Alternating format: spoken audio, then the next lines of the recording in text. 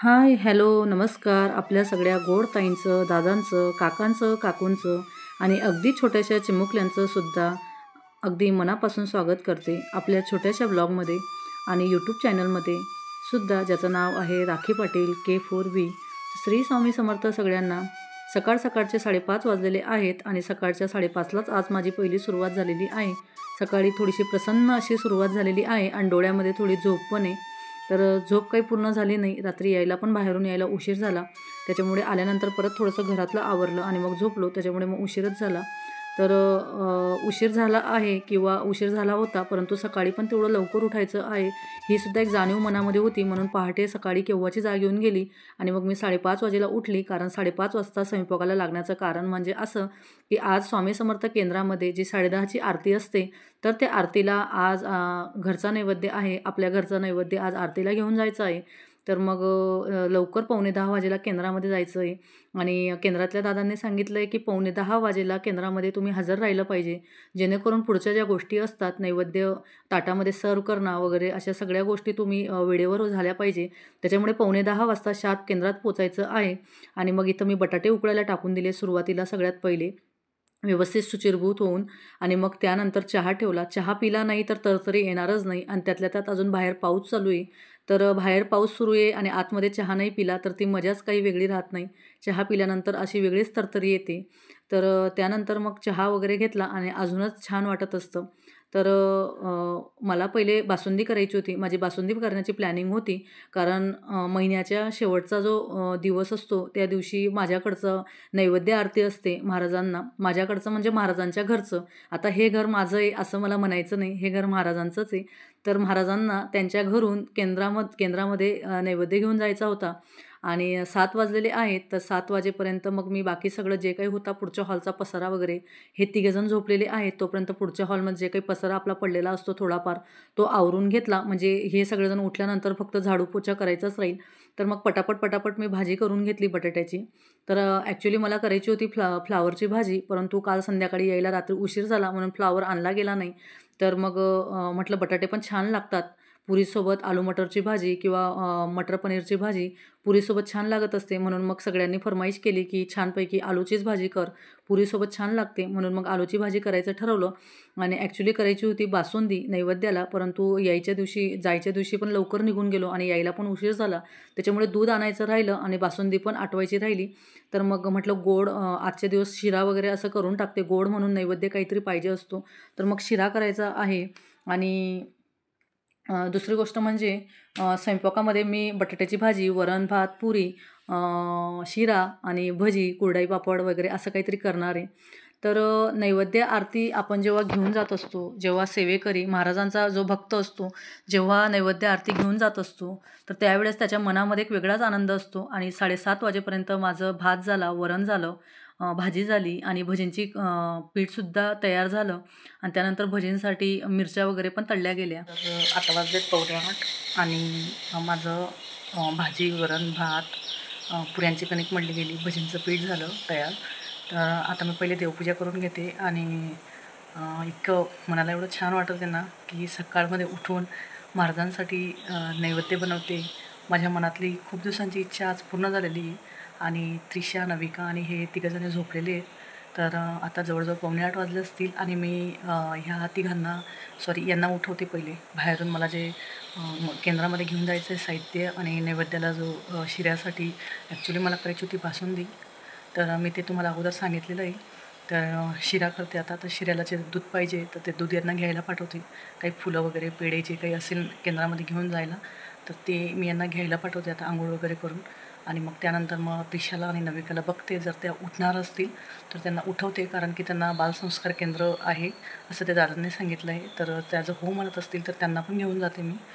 तर अशा प्रकारे आता माझं सगळं झालेलं आहे. आणि आता पहिले मी देवपूजा करते, घरातलं सगळं आवरते, जेवढं आवरता होईल तेवढं आवरेल आणि मग 9:45पर्यंत निघण्याचा प्रयत्न करते. तर केंद्रामध्ये मी शूट घेते की नाही घेते मला माहिती. सकाळी असं म्हणतात की सिटीमध्ये एवढे पक्षी वगैरे काही राहत नाही, परंतु सकाळी पक्षी एवढा आवाज करत असतात. सकाळी अलाराम लावायची गरज राहतच नाही.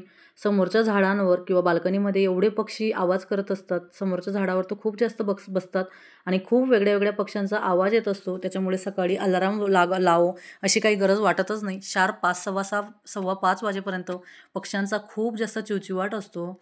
आणि स्वामी समर्थ केंद्रामध्ये नैवेद्य घेऊन जाणं ही एक धार्मिक प्रथाच असते. याचा अर्थ असा की भक्त आपल्या श्रद्धेने आणि भक्तीने स्वामी समर्थ महाराजांना नैवेद्य अर्पण करतात. नैवेद्य म्हणजे काय, तर देवाला किंवा पूजनीय व्यक्तीला अर्पण केलेला प्रसाद असतो. स्वामी समर्थांना नैवेद्य दाखवणे म्हणजे त्यांच्याप्रती आदर आणि प्रेम व्यक्त करणे असतं. तर यामुळे भक्तांना मानसिक शांती आणि आनंदसुद्धा मिळत असतो. तर नैवेद्य घेऊन जाण्याचे धार्मिक आणि आध्यात्मिक महत्त्वसुद्धा तेवढेच आहे. महाराजांचे जे भक्त असतात, जे सेवेकरी असतात, त्यांना महाराजांप्रती श्रद्धा आणि खूप जास्त मनामध्ये भक्ती असते.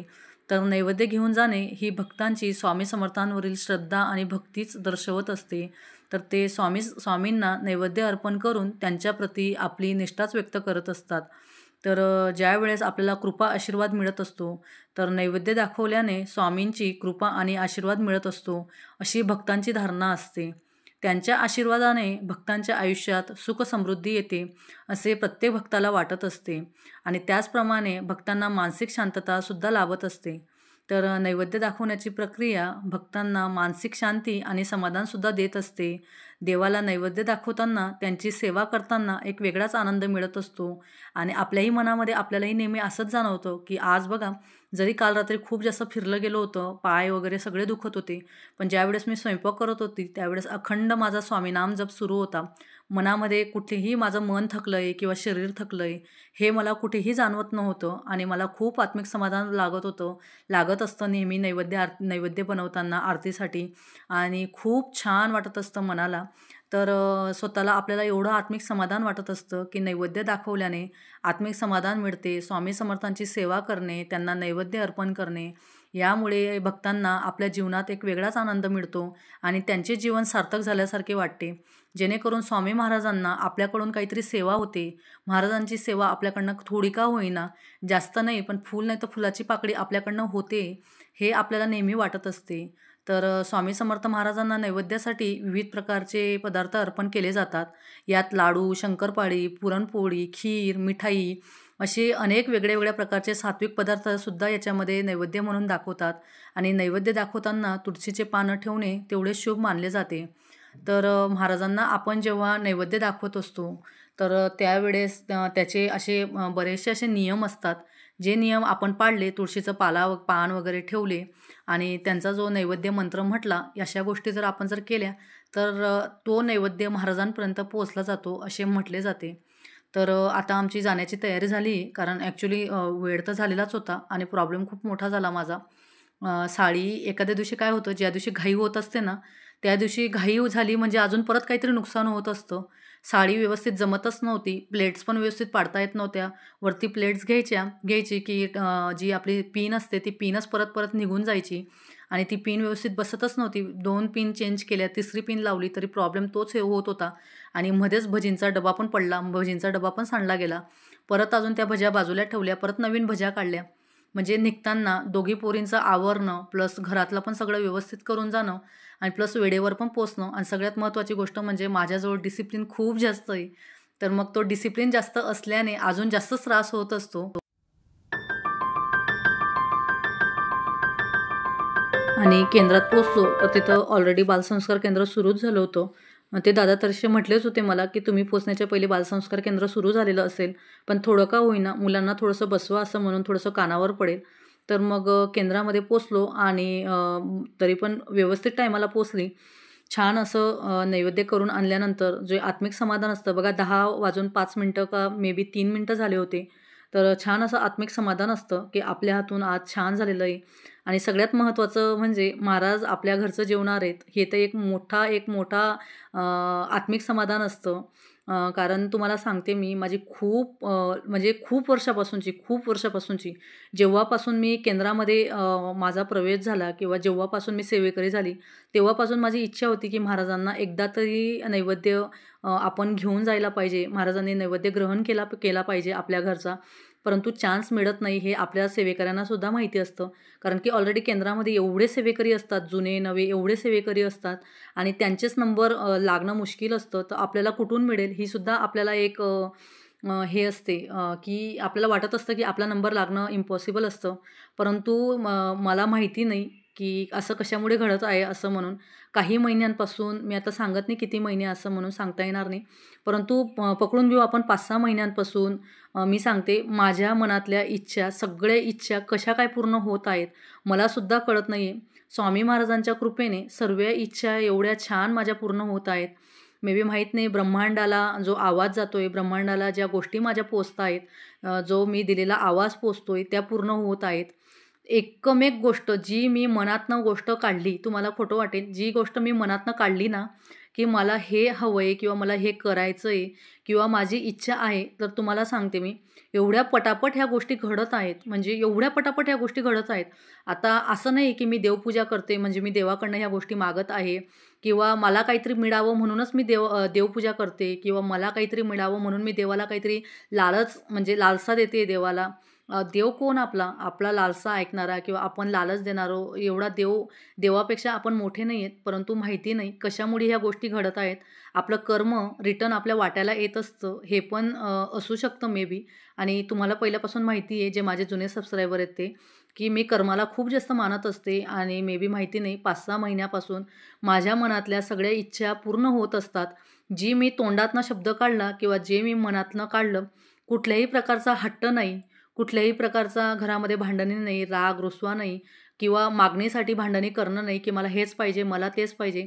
परंतु माहिती नाही आपोआप त्या गोष्टी माझ्या बाजूने वळून येतात आणि माझ्या तोंडासमोर जसा आपला घास उभा असतो, आपल्या तोंडासमोर जसा ताट असतो जेवणाचा, तशा त्या गोष्टी माझ्या तोंडासमोर उभ्या असतात. म्हणजे माहिती नाही माझे दिवस खूप चांगले चालू आहेत.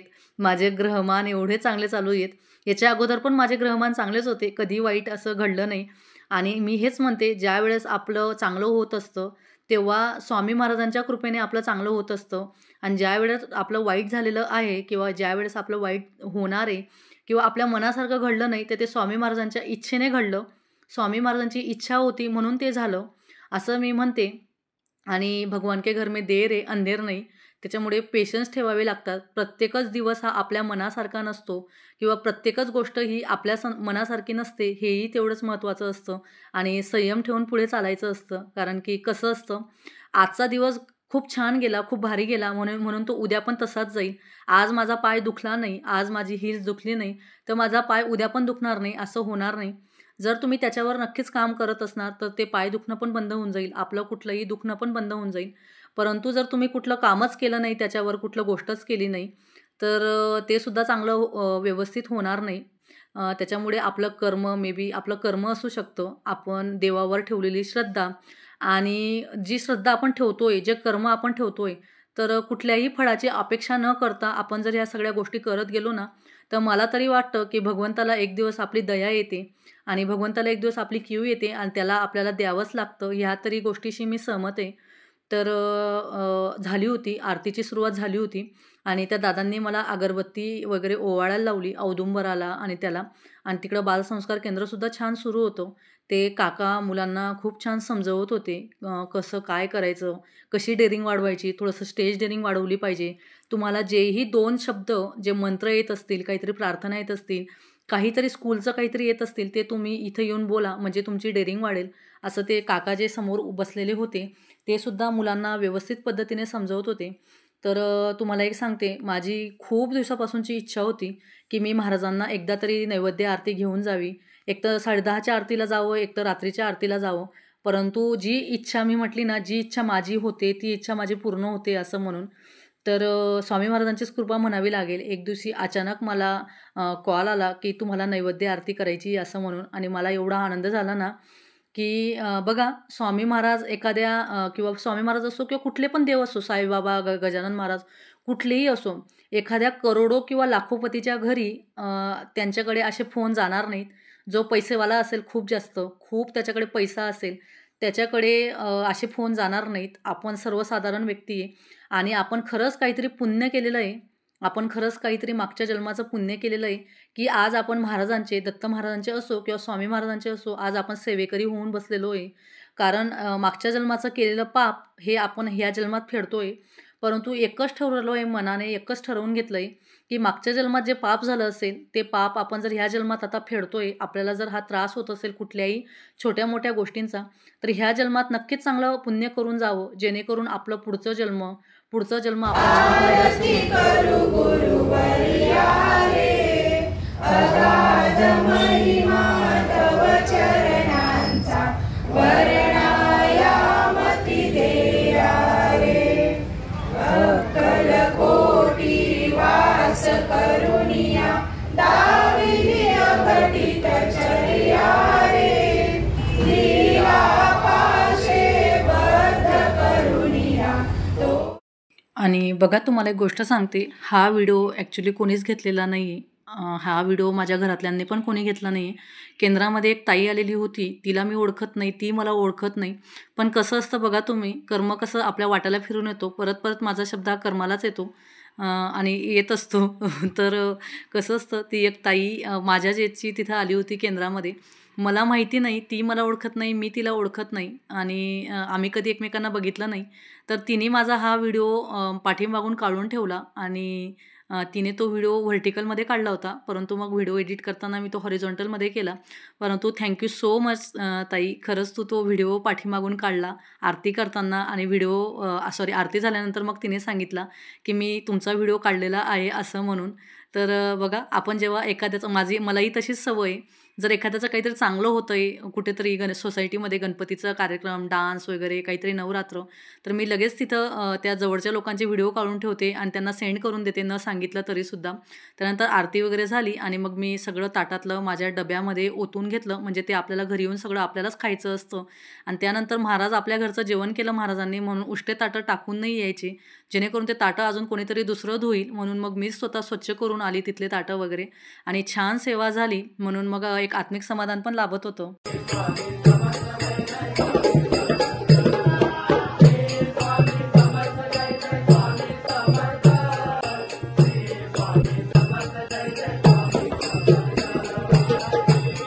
वाटलं ना भारी हे म्युझिक ऐकून? ह्या मंत्रामध्येच एवढी मोठी ताकद आहे ना. ज्यावेळेस आपण फ्रस्ट्रेट झालो असतो, ज्यावेळेस आपण डिप्रेशनमध्ये गेलो असतो, त्यावेळेस हा एवढा मंत्र जरी ऐकून घेतला ना आणि हे सॉन्ग जरी ऐकून घेतलं, तरीसुद्धा मनाला एक तरतरी येते आणि खूप छान पॉझिटिव्ह असं वाटत असतं. तर घरी आलो, माझं सगळं आवरलं गेलं आणि त्यानंतर थोडं थकवा आलेला होता, त्याच्यामुळे मग व्हिडिओ पण एडिट करायचा होता. तर आजचा व्हिडिओ तुम्हाला कसा वाटला हे मला लाईक, शेअर, सबस्क्राईब करून सांगा आणि छान छान अशा कमेंट्स करा. आत्तापर्यंत तुम्ही माझ्या चॅनलला जर सबस्क्राईब केलं नसेल तर खरंच सबस्क्राईब करा. व्हिडिओ जर आवडला असेल तर व्हिडिओला लाईक करा आणि सुंदर अशा कमेंट्स करा. श्री स्वामी समर्थ. धन्यवाद.